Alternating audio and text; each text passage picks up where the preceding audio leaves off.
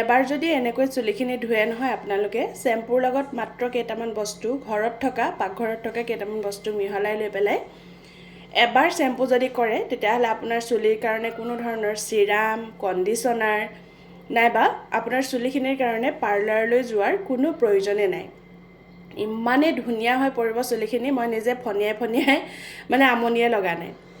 আৰু এয়া মই আজি ঘৰতে বনালোঁ শ্যাম্পু, মানে শ্যাম্পুটোত আৰু কেইটামান বস্তু যোগ দি দিলোঁ।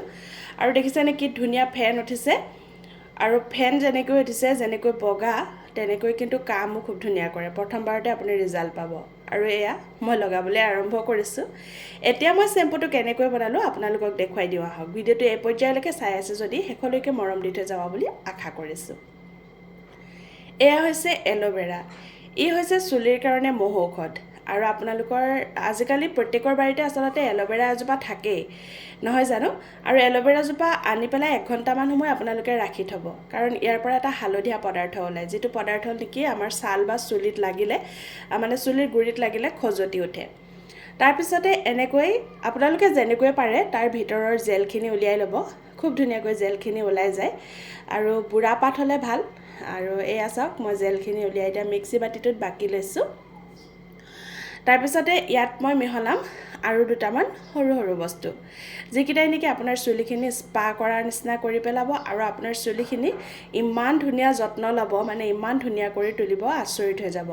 নাৰিকল তেলটো আমাৰ প্ৰত্যেকৰ ঘৰতে থাকে, গতিকে সেই এল'ভেৰা জেলখিনিত আপোনাৰ চুলিৰ পৰিমাণ অনুসৰি নাৰিকল তেল দি দিব। মই 3 চামুচ দিছোঁ। তাৰপিছতে দিছোঁ মই ব্যৱহাৰ কৰা ড'ভ শ্যাম্পু। আপুনি যিটো শ্যাম্পু ব্যৱহাৰ কৰে সেইটো শ্যাম্পু দিলেই হ'ল, ড'ভ শ্যাম্পু দিব লাগিব বুলিয়ে কথা নাই। মই ড'ভ শ্যাম্পুৱে ব্যৱহাৰ কৰোঁ কাৰণে ড'ভ শ্যাম্পুৱে দিছোঁ। মই পিছে 2 পেকেট দিছোঁ, আপুনি আপোনাৰ হিচাপ অনুসৰি দিব, 2 পেকেটে দিব। তাৰপিছত ইয়াত আৰু এটা বস্তু দিম, সেই বস্তুটো আপোনালোকে চাই লওক, যিটোৱে নেকি আপোনাৰ চুলিখিনি অধিক চিল্কি কৰি তুলিব আৰু বহুত বেছি পৰিমাণে চুলিৰ গুৰিটো শক্তিশালী কৰি তুলিব আৰু মিহি কৰি তুলিব। সেয়াই হৈছে চেনি। চেনি প্ৰায় 1.5 চামুচমানৰ জোখৰ দিছোঁ।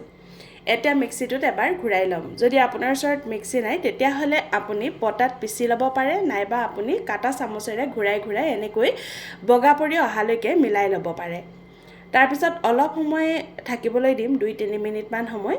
তাৰপিছতে মই চুলিখিনিৰ গুৰিৰ পৰা আগলৈকে ধুনীয়াকৈ লগাই পেলাই প্ৰায় 3 মিনিটমান সময় মালিচ কৰিম। চুলিখিনিত লগোৱাৰ সময়তে আপুনি এনেকুৱা এটা সুখ অনুভৱ কৰিব, মই আপোনালোকক কি ক'ম। মই কৈছোঁ নহয়, আপুনি পাৰ্লাৰ পাহৰি যাব, কণ্ডিশ্যনাৰ পাহৰি যাব, আপুনি চিৰাম পাহৰি যাব, মাস্ক পাহৰি যাব, এনেকুৱা ধুনীয়া কাম কৰে। সপ্তাহত 2 বাৰ লগাই চাব, বৰ ধুনীয়া হয়। আৰু ফাগুন মাহ পাৰ হৈ এতিয়া চ'ত মাহ সোমালে, একেবাৰে খৰখৰীয়া শুকান, গতিকে চুলিবোৰ খুব শুকাই সৰি যায় আৰু লগতে ফাটিবলৈ আৰম্ভ কৰে। কিন্তু এইটো লগালে আপোনাৰ চুলিখিনি ইমান বেছি শক্তিশালী হ'ব, গুৰিটো মানে আপুনি নিজে আচৰিত হৈ যাব। ফিলফিলীয়া চুলিখিনি একদম এনেকুৱা ধুনীয়া হয় নহয়, কি ক'ম। যদি ভাল লাগে শ্বেয়াৰ কৰি থৈ দিব। আজিলৈ আহোঁ।